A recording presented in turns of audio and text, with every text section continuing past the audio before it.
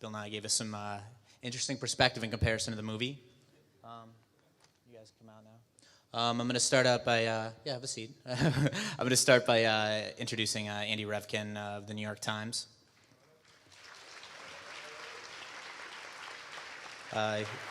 He's been writing about environmental issues for 30 years. He's a graduate of the Columbia School of Journalism. He's the author of 3 books, numerous awards, too many to go into. I will mention the Guggenheim Fellowship for National Sciences, and he currently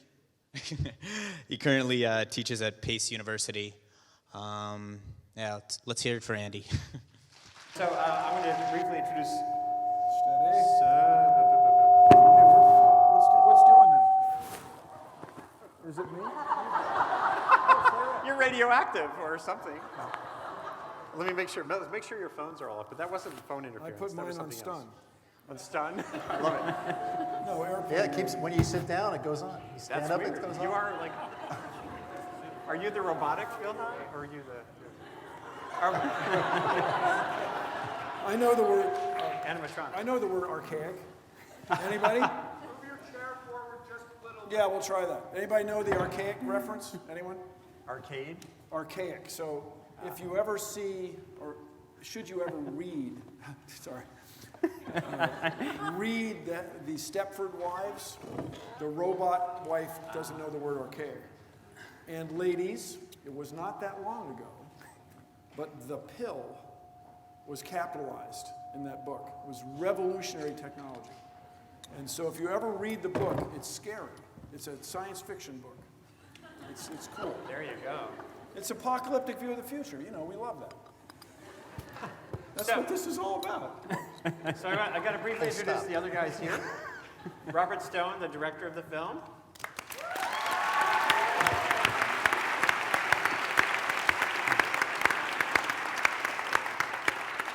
I remember he lives up somewhere near Poughkeepsie or New Paltz or somewhere around there. He drove down the Hudson Valley a few years ago and came by where I live, halfway between here and there, and he was kind of like asking questions about nuclear power, and I really didn't know whether he was like an anti-nuke guy, a pro-nuke guy. Maybe you didn't know yourself at that time. I didn't know. He didn't know himself at that time. He had done a film about Earth Day, the history of Earth Day, and you know, and so it was interesting to watch this project evolve. And Gernot Wagner, at the end, is a senior economist at the Environmental Defense Fund, who has a book out called Climate Shock with Marty Weitzman, an economist who, is he at MIT or Harvard? Harvard. Had he gone back and forth? He switched once, I believe, but yes, from MIT to whatever. Harvard. There seem to be a lot of people who do that. Anyway, and that book is about the uncertainty in the climate question, and there's a lot of it, despite the things we know, is the reason to act, not the things we don't know, which kind of relates to how you were framing the risks of nuclear power. It's the low probability Homer Simpson, oops, coffee and that's what makes these problems very challenging. In a way, we're more comfortable with energy choices that have this kind of low grade, or like with coal, there's a toll, there's a death toll of many thousands, but you just don't see it, it's not a calamity. So here's the thing I'd like to ask you guys. Is the reason, and it's quite reasonable, is the reason to embrace nuclear power is because there is a crisis with the climate, and that's the reason? Sure, if it wasn't for climate, it wasn't for the impact of CO2 emissions as a greenhouse gas that's heating up the planet and is causing ocean acidification and potentially, you know, a catastrophe in the not too distant future. We have no idea when that might arrive, but if you believe what the climate scientists are telling us, and I do, we are on a very bad trajectory right now that has to be reversed by the complete elimination of fossil fuels within the lifetime of most of the people in this audience. So, because otherwise we could just burn gas, you know? Gas is not really a pollutant in terms of like coal. Yeah, natural gas. It doesn't produce, you know, mercury, which is has a half-life of forever, which is in every fish in the ocean. It comes from burning coal. It doesn't cause 3 million deaths per year from air pollution. It's a clean burning thing, but it produces CO2. It produces methane, which is a greenhouse gas. So yeah, that is the reason. And if we could do it some other way, I mean, I never came to this as somebody like who likes nuclear who looks at nuclear and like, oh, that's the perfect technology, we got to do that. It's just right now at this point in human development, given what we're confronted with, which is a series of problems that are all interrelated, where we're between now and 2050, the population is going to we're going to have about 3 billion people to the planet, go about 10 billion people. What I grew up, and you grew up, we're about the same age, growing up thinking, talking about the third world. This is now the developing world. Billions of people are lifting themselves out of poverty. They want to live modern lives like us, and they're going to live modern lives like us, one way or the other, because there's plentiful fossil fuels, which is another thing we didn't consider We'll long never ago. run out of fossil fuels. We're not running out of fossil fuels. fuels. That's the bad news. So those are two things. You got people. Everybody wants more energy. There's more and more of us, and we're not running out of fossil fuels. So what do? We need another source of energy, and there are only a few options available to us. Nuclear being one of them. And I think it's incumbent upon us, given the situation, to try to throw everything at this and not say, well, we'll do a lot of this and a lot of that, but that one thing I don't want to do, because what happens if 20 years from now, we needed that one thing and we didn't develop it? So Gernot, I want to ask you as an economist, I think this always develops in many cases to the radiological risk arguments, but the ones that I've seen that are the toughest arguments for nuclear, any kind of expansion of nuclear at a scale that would be relevant to the climate problem, runs up against financial issues way quicker than it does these questions of safety and all that. I mean, the timeline just for getting some of these new reactors online puts it in toward the middle of the century already. So when you look at this as an economist, nuclear, and then you have abundant shale, gas, abundant gas for years to come. I keep seeing studies of how it's not only weakening the case for nuclear, it's weakening the case for R&D on the next generation of energy. It's weakening the case for renewables. So what do you see as a way forward, and how does that economic challenge play against some of the ideas in the movie? I mean, in some sense, right, Robert, you nailed it with the sort of all of the above, right? So it's, yes, we are running out of atmosphere long before we're running out of fossils, right? Point one. And I hate to correct you on anything, frankly, Bill Nye, but, right, so it's not about embracing nukes, it's about, like, I'm embracing my wife and my kids, right? I don't like nukes, right? I love my wife, my kids, but it's about hating climate change, right? Oh, okay, so that's my let's question. price, and this is the economist speaking, right? Let's But that's my price question. CO2. Because coal kills people, because coal is horrible, Yep. let's say, and some of you may be from Kentucky, you love coal, okay. Seriously. No, people who work in the industry, they think it's great. Because that sucks, does that mean we have to do nuclear power? So coal sucks, right? Now, so this is the economist speaking, right? Every ton of coal has more in external damages than it adds value to GDP, right? So think about that for a moment. So out of every ton of coal, every barrel of oil, by the way, too, right? More in external damages that all of us pay than it adds value to GDP, right? So, Well, right for you, but not right that's- for Mitch McConnell, for example. You know who I'm talking about? Well, he looks at the same GDP as we do, right? So go the on. actual economic value, right, is in fact less. The value add is less than the damages. So, right, so let's pay for the freaking damages, right? And basically, Well, we kind of do, right? which we know how to do, right? No one is going to win a Nobel Prize in economics for that one. The guy who came up with it died a decade before the first prize was given out, right? So it's been around for a century, right? Price the damage, right? Price CO2, right? Now, of course, now you can sort of accuse So sort of everybody economists agrees, as so does the... that mean we need nuclear? That's another you issue. will get, Well, right? But that, to me, is the premise of the movie. That because it Yeah, sucks so much. yes.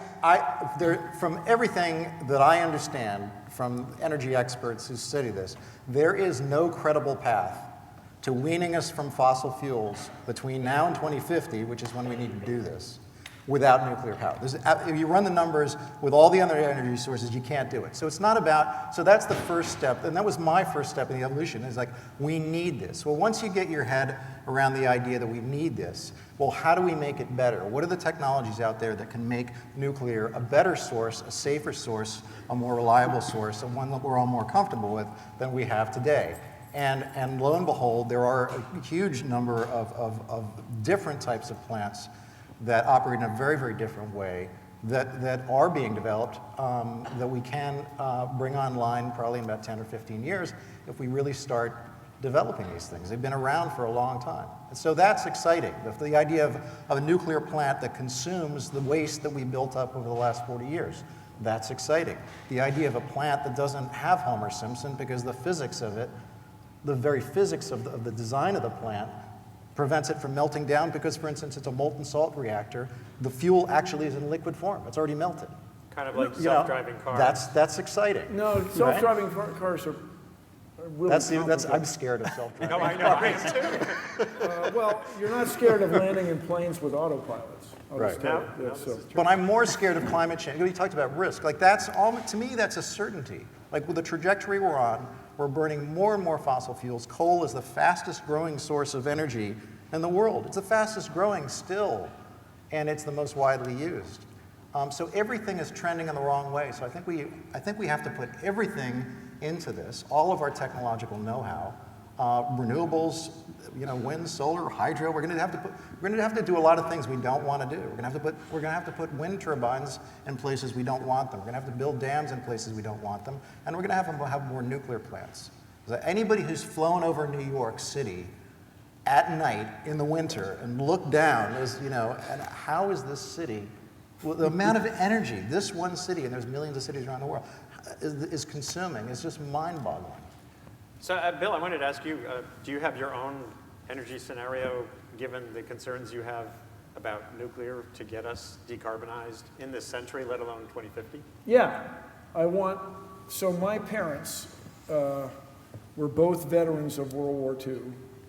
They're both buried at Arlington, or their ashes are at Arlington Cemetery. It's very cool, but they are considered part of the greatest generation. I want you guys to be the next great generation.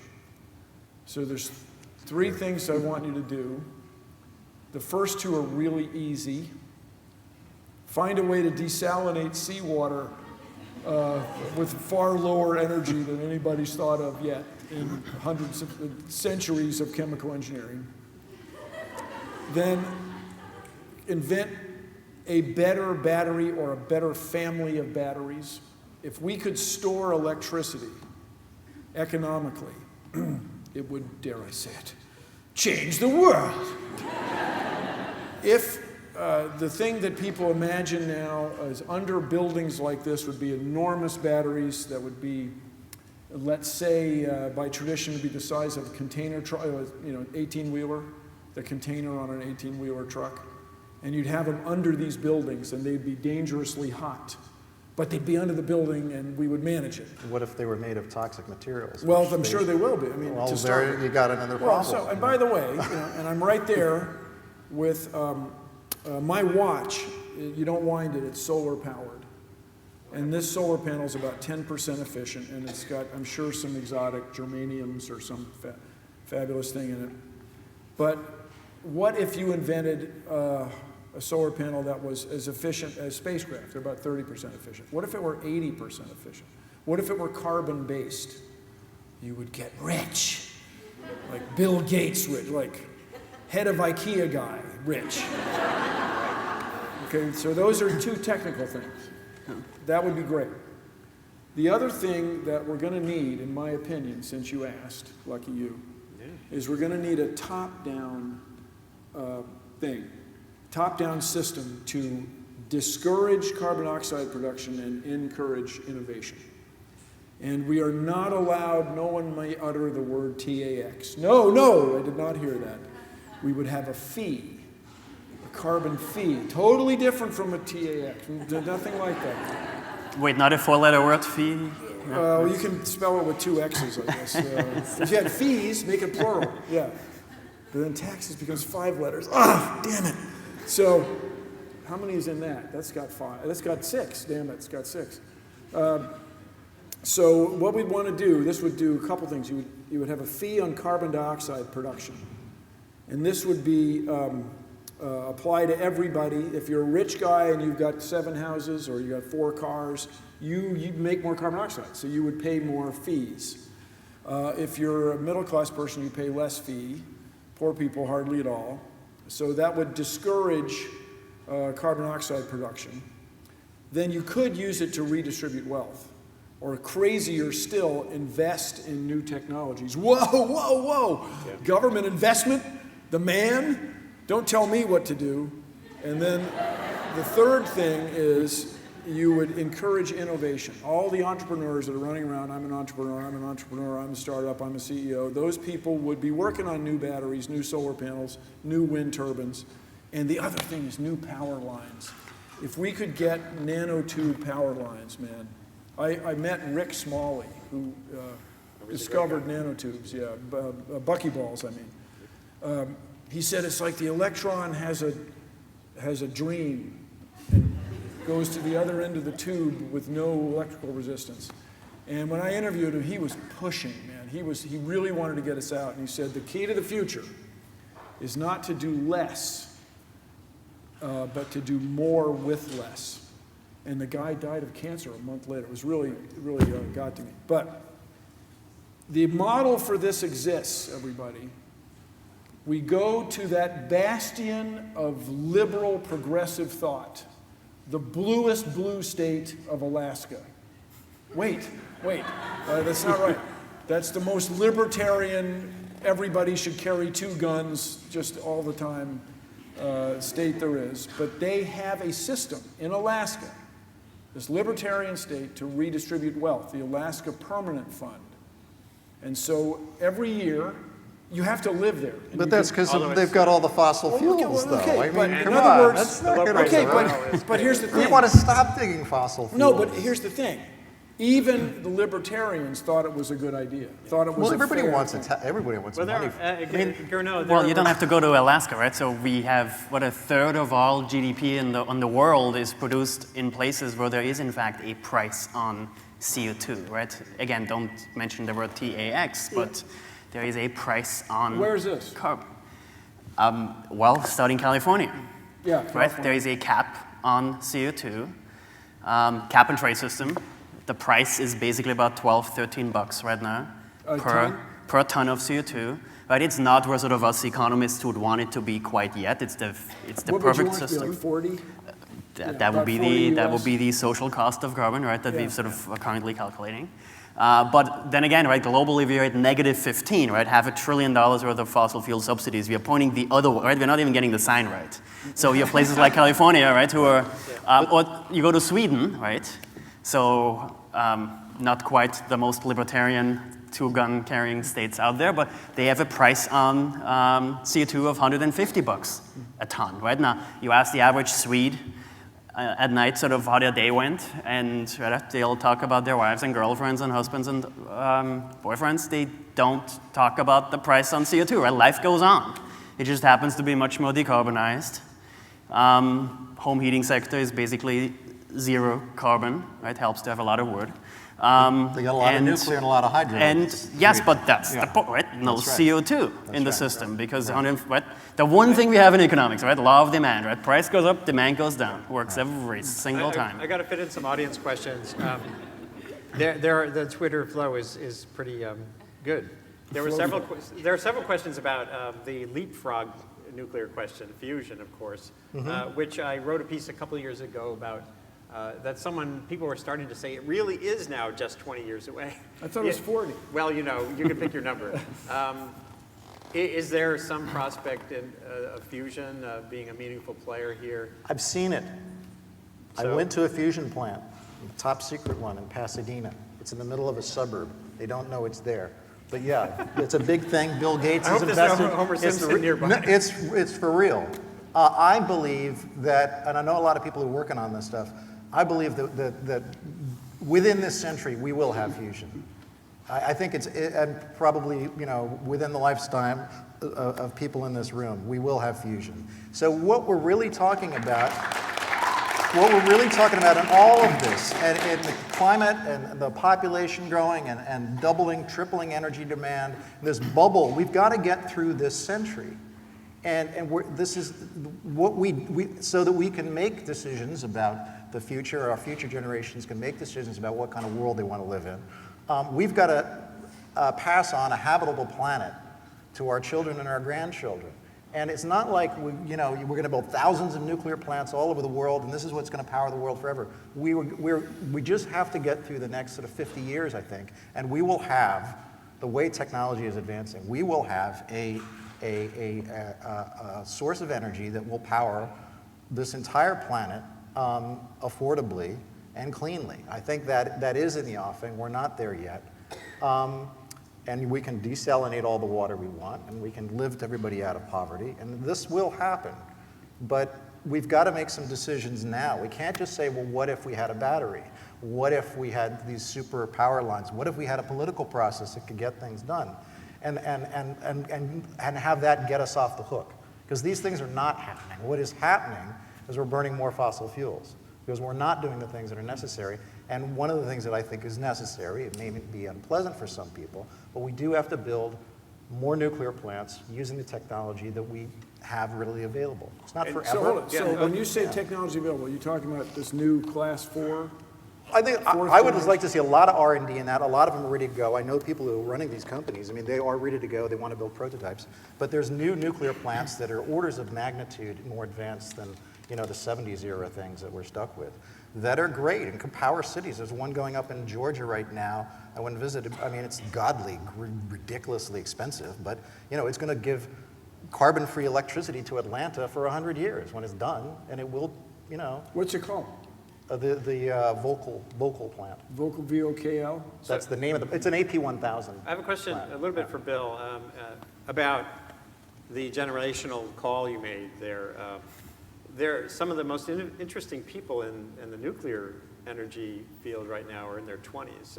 Leslie Dewan, who runs Transatomic, this company in Boston, she and her young partner, both MIT PhDs. You kind of seem to be saying they're not on your list. No, I'm all for it, but you didn't include nuclear in your call. Batteries. Oh storage. no! I just think that here's our problem, everybody. If you go to Boston and say we're going to build a nuclear plant in Cambridge, nobody's going to want it. Well, they're not. I mean, they're not. But they don't want planning to anything, build it though. there. The people on Cape Cod, they don't want the wind farm. They shut down the wind farm. Here's what I'm saying. They said, I don't want it. But It's we all want to as turn the big a lights. problem. So you guys, this is a true story as opposed to something else. I was approached years ago by a company that wanted to have dirigible tourism. They wanted to build big airships and fly across the Atlantic and around actually the Middle East, and they wanted to have tourism. And this guy had it all figured out, and he was in the restaurant business or the hotel business or what we call hospitality industry. Had it all worked out, and here's the key, is the lifting gas, as it's called, is going to be hydrogen. It's great. It weighs as quarter as much as helium. It's going to be fabulous. Right. Dude, nobody's going to get on your freaking airship.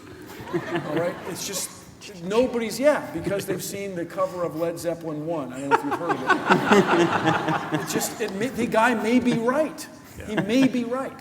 But nobody's going to get on there. And so we're going to have to build a number 4, whatever it's called, 4th generation nuclear power plant and prove it. You know what I mean? Somebody's going to have to prove it. And if you're asking me, I would build it in Idaho. But I mean, no, you guys are the hottest girl. People always say, let's build all these solar plants out in the desert. And why not build a bunch of nuclear plants out in the desert and use less desert and get more? Maybe you're going to put it in a remote area. No, you have to put it where Idaho's the only place where you can get plutonium-238 for your spacecraft. Okay, it's the only place, and Russia. And so they have a long history of handling. There's a lot of infrastructure for handling that stuff.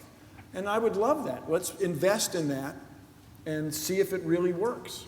Although it's going to be built in China, actually. Yeah, okay. And it's going to be built no matter what anyone on this panel says. Yeah, good, okay. Which gets at the competitiveness issue. David Sandel is in the room. I think he could probably talk about this. There are these fundamental realities. Most of the energy needs on the planet are not here. They're in China and India and countries that... India, this is a mantra of mine. Just this year, the Carbon Tracker folks came out with their new per capita carbon dioxide per year numbers. India is all the way up to 1.9 tons per person per year. We're 17, which is down from 20. We've done a pretty big lift coming down to 17 from 20. Europe is approaching 6. China is up to 6.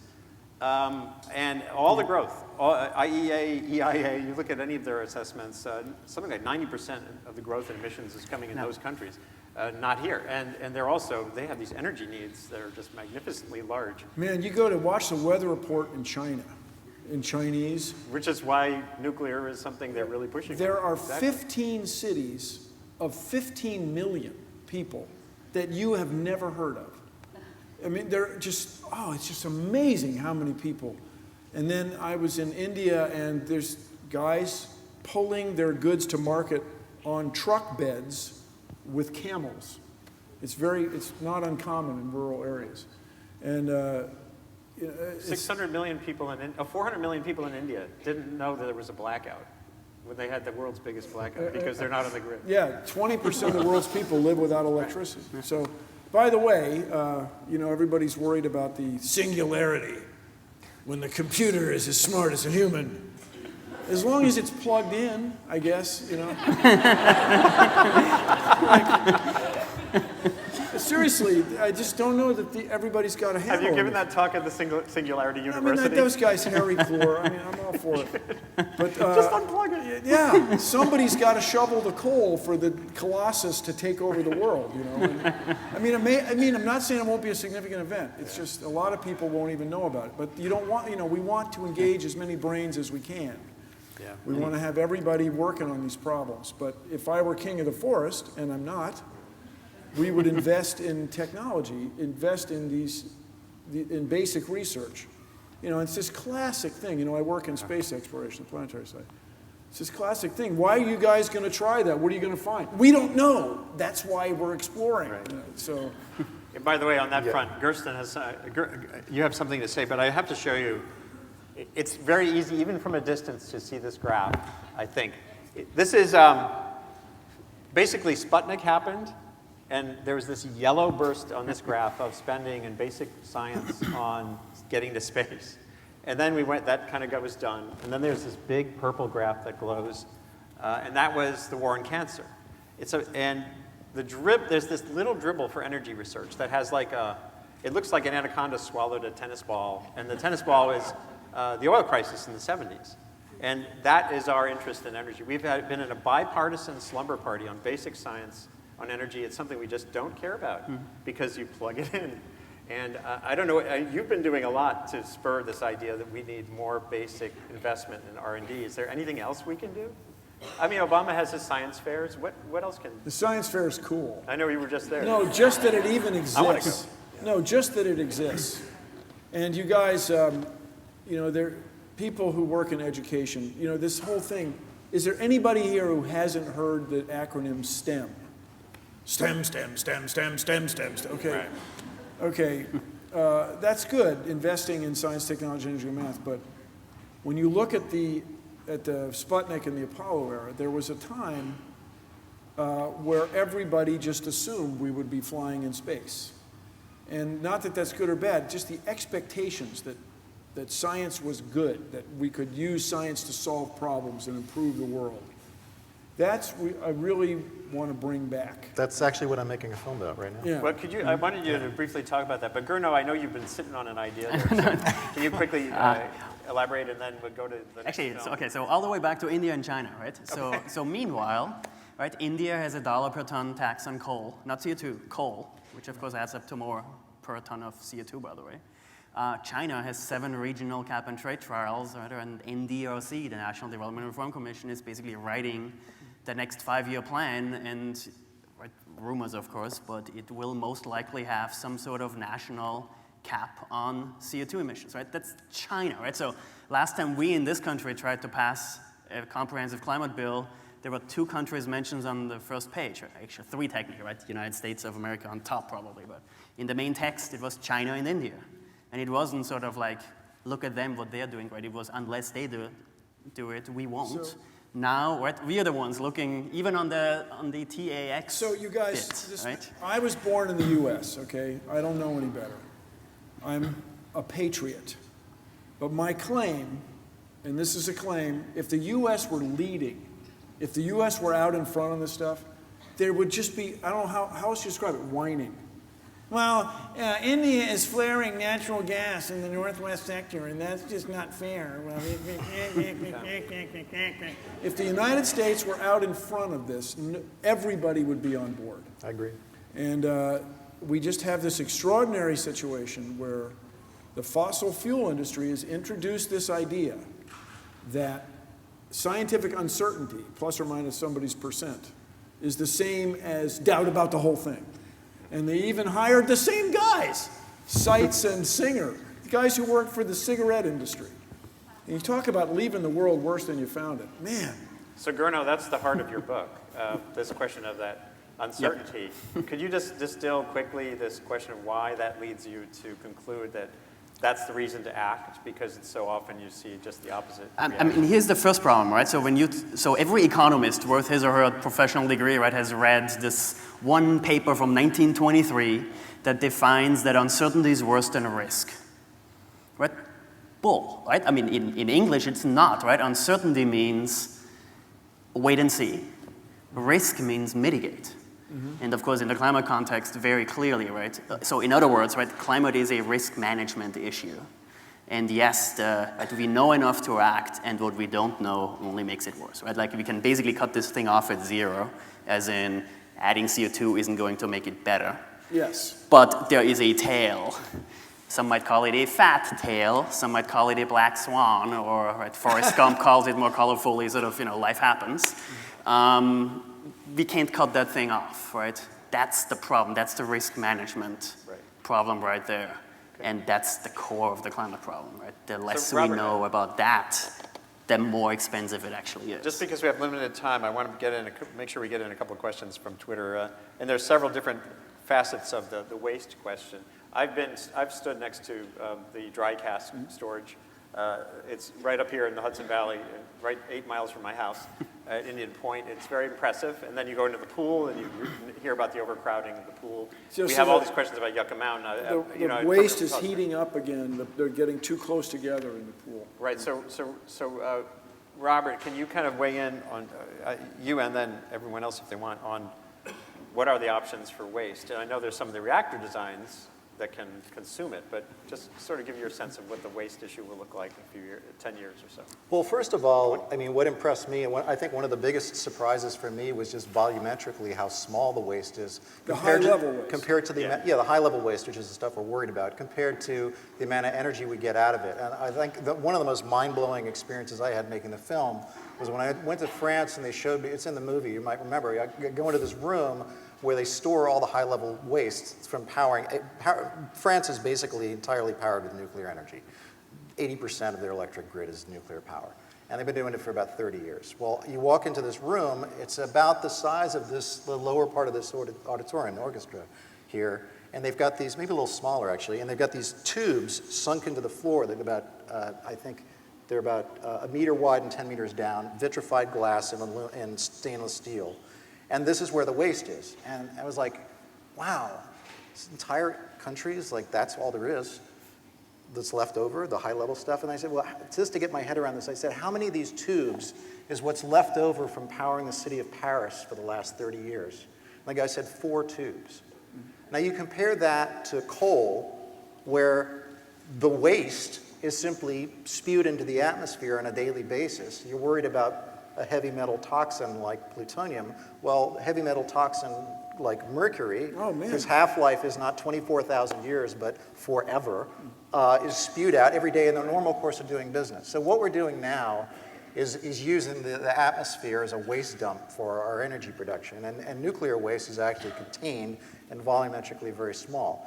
And then, the kicker is, that these next generation reactors that we've already demonstrated that we do know how to use, can use this waste, all the waste that was in that proverbial football field in the film.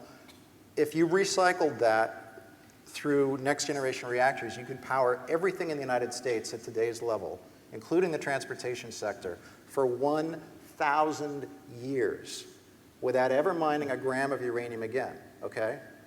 And what you're left with is a waste of around like different estimates, 300 years to 800 years. You know, there's all kinds of chemical wastes. I mean, you know, you're the science guy. You know, we do know how to handle waste. It's not like an impossible thing compared to just running it up the smokestack. Yeah. So it's all of these, any energy source, if you look at it in isolation, you can go, well, I don't like that, I don't like that, I don't like that's bad. Okay, let's not do that. But if you look at the whole, you got to step back at the context, as we've been talking about, global planet, global energy, all those different sources, what do we have? Nuclear starts to look better and better compared to everything else. And safety, it's the safest form of energy. Has the least amount of waste. There's only 432 commercial plants. I mean, if they're...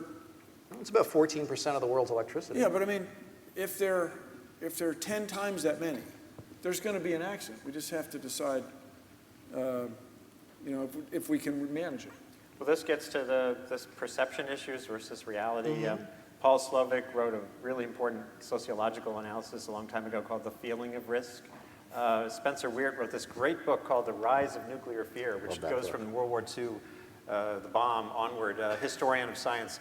And they show powerfully that, you know, even the costs of nuclear are largely a function of how we treat those risks. The fear factor around radiation is so powerful.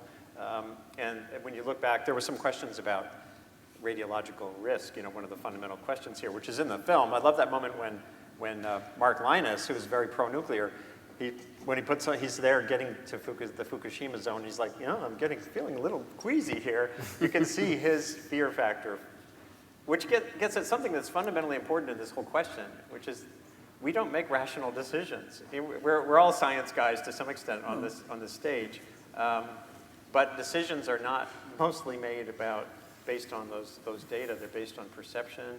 You know, if we truly priced coal, which, you know, I was on a stage a few years ago with an undersecretary of health talking about, can you like make public health visceral so that people would understand what 10,000 deaths mean?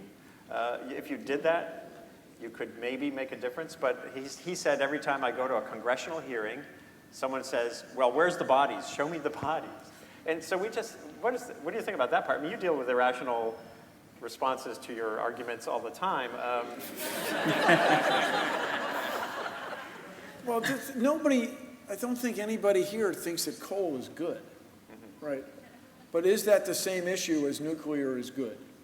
Is that the same issue as nuclear is bad? I mean, it's bad, okay? Let's do something else.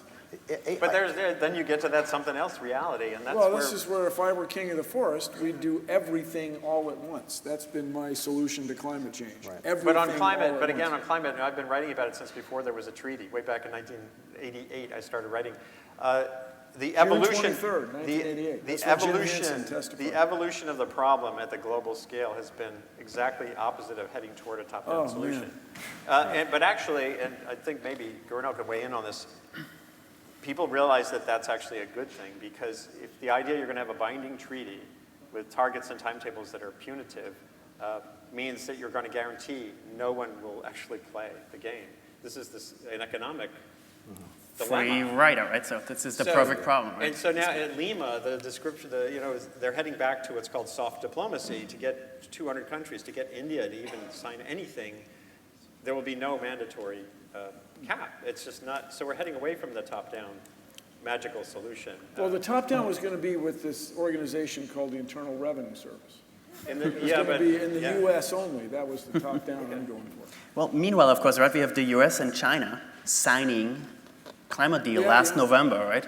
The two biggest polluters, the two biggest economies. But not binding. Well, as binding as anything, right? The two most powerful men on the planet basically say we will be doing this. This is a perfect example of nuclear. Actually, the only way that China has any hope in hell of living up to that commitment is by building a hell of a lot of nuclear plants, which is what it's doing. I mean, I don't know if that's not true. The 2030 target they can hit, they're almost on target to hit it already. Well, that's the whole idea. They've peaked the coal use, right? So, for example, right? Like, I mean, we're not. I mean, I realize I wrote a book called Climate Shock. Sorry, it's getting wonky. Right? So, CO2 emissions globally from energy did not go up in 2014, right? For the very first time since IEA has been keeping track of these things, without a recession. Right? Now, are we solving the problem? No, of course not. Now we're filling the atmospheric bathtub at a steady rate. Is that good? No, it's still going to be overflowing. We need to get it down. But still, right? It's not like... It's progress. But It that's is an important point that I don't think step people one- understand. step one, right? You should explain that, because it's an important point that I think most people don't understand. You could stop, well, do you understand it? Because we could stop burning fossil fuels today, and the planet would continue to heat up. Yep. The inside of the pot roast still gets warm after you turn the oven off. Or pot roast. Do you follow me? Because of all the fossil fuels we've burned over the last 200 years. Actually, I mean, the amazing thing on this, right? So you quiz basically 200 MIT graduate students in an actual study, right? About precisely this. They don't get it. Now, admittedly, right, you don't tell them about the bathtub, you tell them about an IPCC report. But that's sort of the point, right? The executive summary of the IPCC report does not lead 200 MIT graduate students, admittedly not Columbia, but still, right, to sort of draw the right conclusion, which is amazing, right? So, you know. They argued over one word for a day, right? By the way, there's a question I forgot to ask. I did one other event like this, a screening of the film up in the Hudson Valley, and I started by asking the audience, whatever your disposition on nuclear energy was before you came to watch the film, That's cool. did it shift markedly in one way or the other? Just raise your hand if your mindset changed in some way. And that's a lot of people. Yeah. Now, so then I'm going to ask, was it positive? Towards some support for nuclear that might not have been there before? Let's just see. Raise them higher. That's a lot. That's great. That's a lot. And how about negative? A couple people. Yeah. Positive and negative. So to me, one of the things when I wrote about the film when it first came out, I said it's a very powerful jog to our Perception. our perceptions and predispositions, and a challenge that can help you sort of perhaps want to learn more, and I think that's really an important part of it.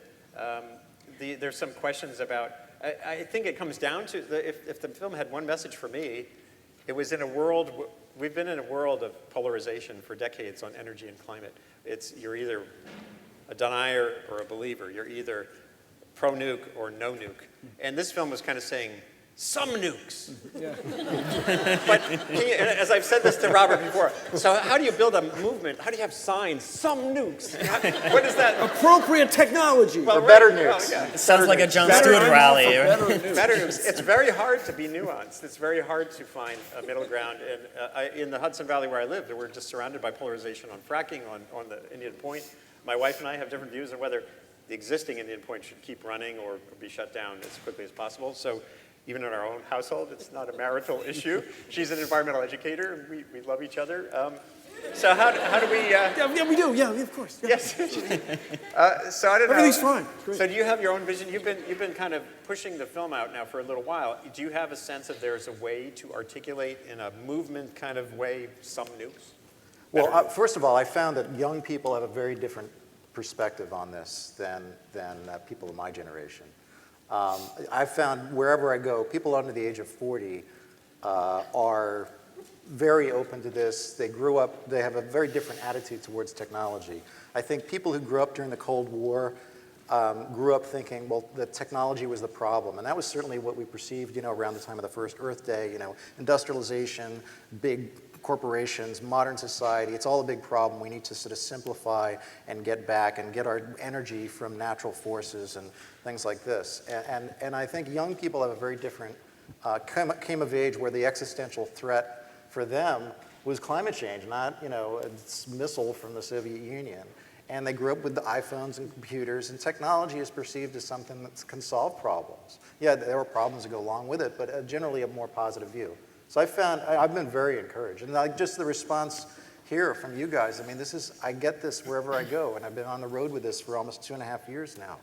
And I'm incredibly encouraged. And But actually, I just want to say talk one. about your next film. Yeah, well, because that's what I want to it's very touch on. important, final point. Because wherever I've gone, there's this, and it came up tonight. Like, why can't we get something done?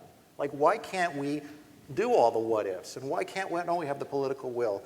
And as your chart points out, there was this time, this brief period of time, where we spent a lot of money on technology and R&D Space race. to do the space race. So I'm making a film about the space race, but from a very different perspective than has been done before. It's like really looking at how a very small number of people came up with an idea to do of this bold technological ambitious goal and rallied the nation to it and sustained that through the most turbulent decade for about 10 years. And how did they do that?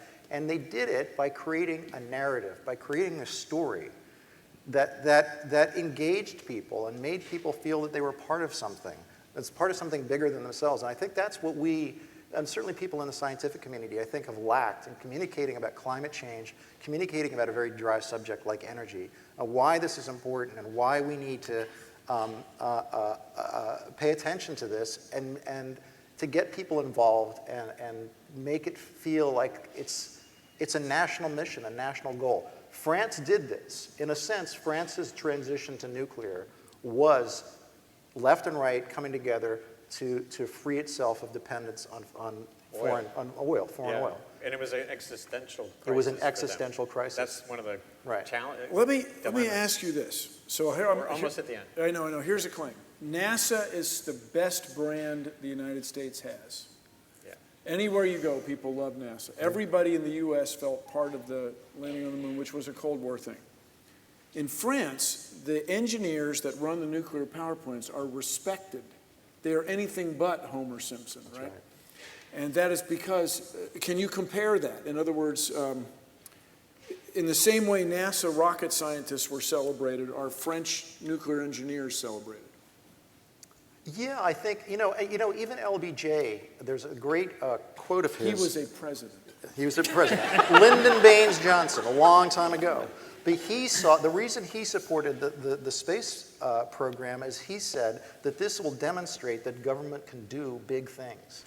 So that's a great place to call things to the close. The Twitter stream will continue. I'll try to write something on .earth so we can continue the conversation there. It's been great to have that introductory exploration of the questions by Bill.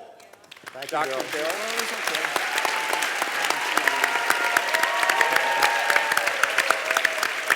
And Robert, congratulations on a very important film.